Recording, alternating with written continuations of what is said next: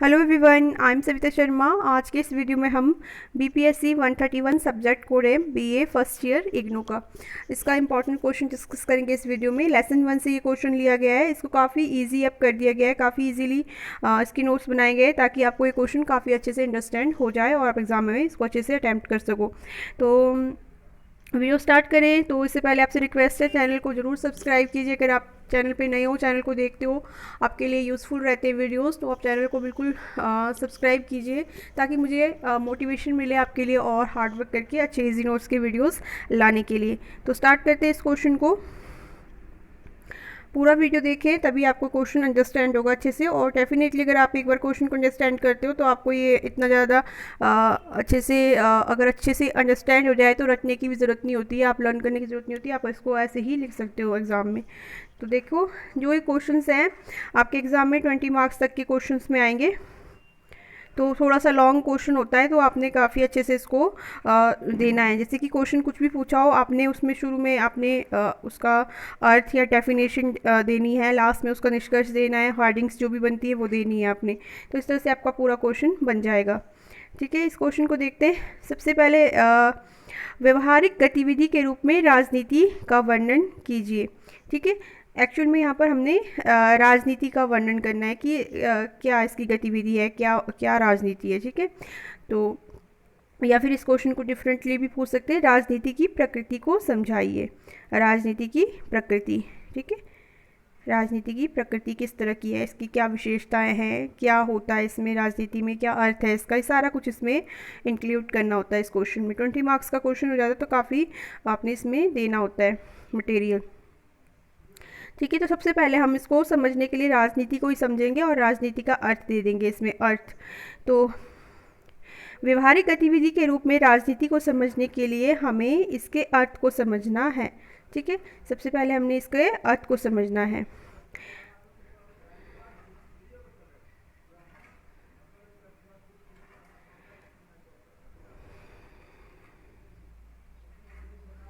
तो राजनीति जो है पॉलिश शब्द से बना है, पॉलिस शब्द से बना है जिसका अर्थ होता है नगर राज्य। पॉलिस शब्द से पॉलिटिक्स बना हुआ है। ठीक है, राजनीति। तो पॉलिस शब्द का अर्थ क्या होता है, नगर या राज्य। इस प्रकार अगर हम इस अर्थ से इसका लिया जाए इसका अर्थ, तो प्राचीन समय में जो छोटे नगर राज्य होते थे और जो व्यक्ति नगर राज्य के कार्यों में हिस्सा लेते थे उन्हें नागरिक अधिकार प्राप्त थे। ठीक है, प्राचीन समय में छोटे नगर राज्य होते थे और जो व्यक्ति इन नगर राज्य के कार्यों में हिस्सा लेते थे उन्हें नागरिक अधिकार प्राप्त थे। तो ये इस तरह से इसकी डेफिनेशन को ले सकते, अर्थ को ले सकते हैं। अतः क्या होगा कि राजनीति राज्य और शासन सत्ता से संबंधित सभी प्रकार के क्रियाकलापों और गतिविधि से संबंधित है। तो जो राजनीति का हम सिंपल सा अर्थ ले सकते हैं कि क्योंकि राजनीति पॉलिस शब्द से निकला है और पॉलिस का अर्थ है नगर राज्य, तो नगर राज्य या फिर राज्य शासन सत्ता से संबंधित कोई भी कार्य क्रियाकलापों या गतिविधि में जो भी संबंधित है, जो भी कार्य में हिस्सा लेते सम्मिलित होते हैं, तो उसे हम जो है राजनीति कह सकते हैं। इसके अलावा हम कह सकते हैं कि राजनीति शक्ति के लिए संघर्ष से संबंधित पहलुओं के अध्ययन से संबंधित है। शक्ति से संबंधित जो है ये राजनीति, और शक्ति के लिए संघर्ष से संबंधित जो अध्ययन करते हैं हम। ठीक है, तो सिर्फ यही नहीं कि हिस्सा लेना है, अध्ययन भी इसका, राजनीति का अध्ययन भी राजनीति कहलाता है। तो इस प्रकार से इसकी अर्थ को देखने के बाद हम फर्स्ट हेडिंग देंगे। तो राजनीति, जैसे कि हमारा क्वेश्चन भी है व्यवहारिक गतिविधि के रूप में, तो राजनीति एक व्यवहारिक गतिविधि के रूप में मानव संभावनाओं के संगठन पर संवाद और संघर्ष है। तो राजनीति क्या है, राजनीति है मानव संभावनाएं, जितनी भी संभावनाएं हैं तो उसके जो संगठन है उस पर संवाद और संघर्ष है। ठीक है, वाद विवाद संघर्ष, ठीक है, जितनी भी संभावनाएं मानव अस्तित्व की उस पर वाद विवाद संभावनाओं पर और संघर्ष है, ये राजनीति है। इस अर्थ से देखने पर यह शक्ति से संबंधित है। ठीक है, राजनीति का सीधा सीधा संबंध शक्ति से है। यह सामाजिक एजेंसियों और संस्थाओं की क्षमता के बारे में है। क्षमताओं के बारे में यह है कि अपनी सभी सामाजिक और भौतिक क्षमताओं को बनाए रखे। तो राजनीति जो अगर व्यवहारिक गतिविधि के रूप में राजनीति को देखें तो इसका मतलब ये है कि राजनीति सामाजिक एजेंटों, एजेंसियों और संस्थाओं की क्षमता के बारे में ये कहता है कि यह अपनी सभी सामाजिक और भौतिक क्षमताओं को बनाए रखे। ठीक है, गतिविधि के रूप में इसको देखना है।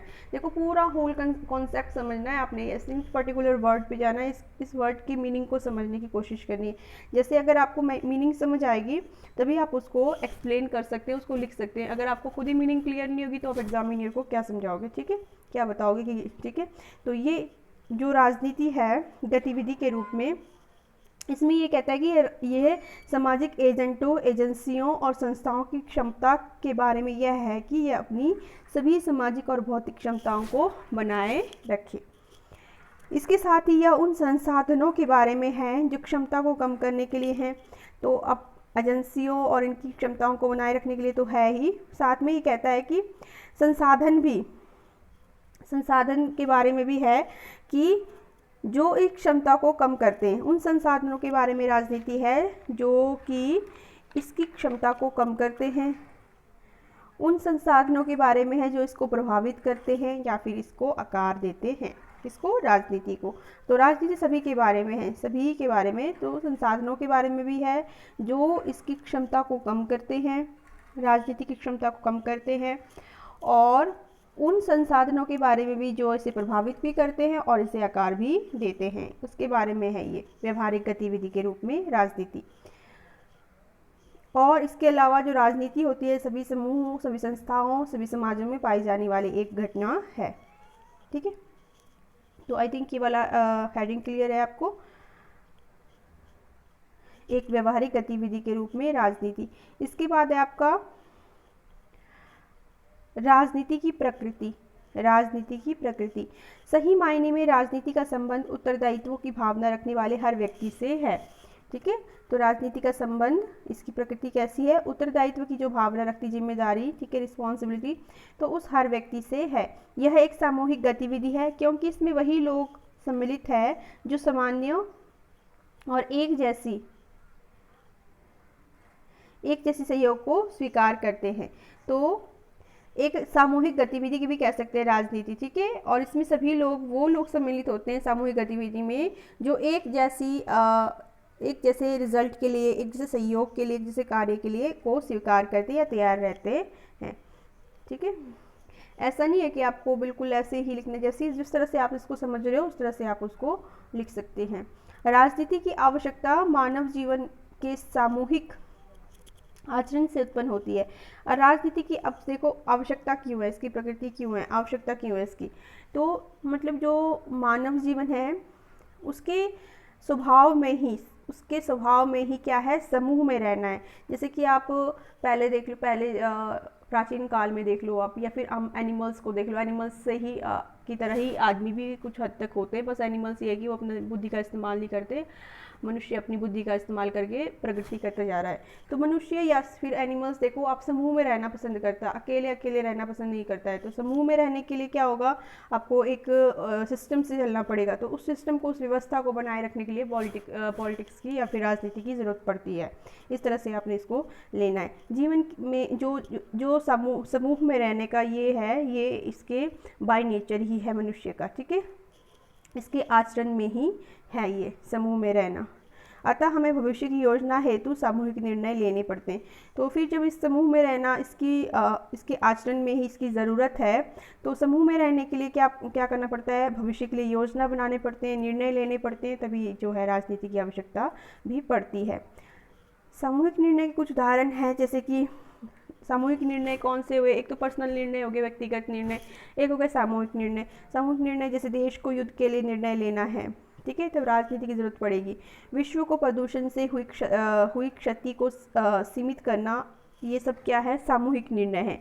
तो ये निर्णय सभी को प्रभावित करते हैं, सभी इंसानों को प्रभावित करते हैं, अतः ये सामूहिक निर्णय है और इसीलिए राजनीति की आवश्यकता भी पड़ती है। और इसके अलावा जो मनुष्य है वो सामाजिक प्राणी होने के नाते जो है राजनीति हमारा एक अभिन्न भाग भी है। ठीक है, सामाजिक प्राणी होने के नाते राजनीति क्या होता है, एक अभिन्न भाग भी माना जाता है। राजनीति, अब तीसरी हेडिंग दिन राजनीतिक आवश्यक विशेषता। राजनीति एक आवश्यक विशेषता। राजनीति शब्द का प्रयोग अक्सर एक निराशावादी रूप में भी किया जाता है। ठीक है, निराशावादी रूप में भी किया जाता है कि जैसे कि इसका राजनीति का गलत उपयोग करते हैं लोग, है ना, अपने पर्सनल उसके लिए, इंटरेस्ट के लिए, अपनी रुचि के लिए, और धोखा देना, ये भी राजनीति का एक वो है। तो ये निराशावादी रूप है राजनीति का। परंतु अरस्तु इसके सही रूप को पकड़ते हैं राजनीति के। और राजनीति शब्द का प्रयोग अक्सर एक निराशावादी रूप में किया जाता है। सार्वजनिक अभिरुचि और निजी लाभ के कारण राजनीति वास्तव में एक आवश्यक विशेषता है। राजनीति क्या है? एक आवश्यक विशेषता है। अरस्तु का तर्क था कि मनुष्य स्वभावत राजनीतिक प्राणी है। तो जो अरिस्टोटल है, अरस्तु, इन्होंने क्या बताया है कि मनुष्य जो है स्वभावत, इसके स्वभाव में क्या है? राजनीति, एक राजनीतिक प्राणी है। ये दे सकते हैं आप। राजनीति न केवल आवश्यक है बल्कि अनिवार्य भी है। तो राजनीति क्या है? सिर्फ आवश्यक नहीं है बल्कि क्या है? अनिवार्य भी है। कभी कभी एक समूह के सदस्य एक दूसरे से सहमत नहीं होते और कम से कम क्या करना है अथवा लक्ष्य को लेकर भी असहमत हो सकते हैं।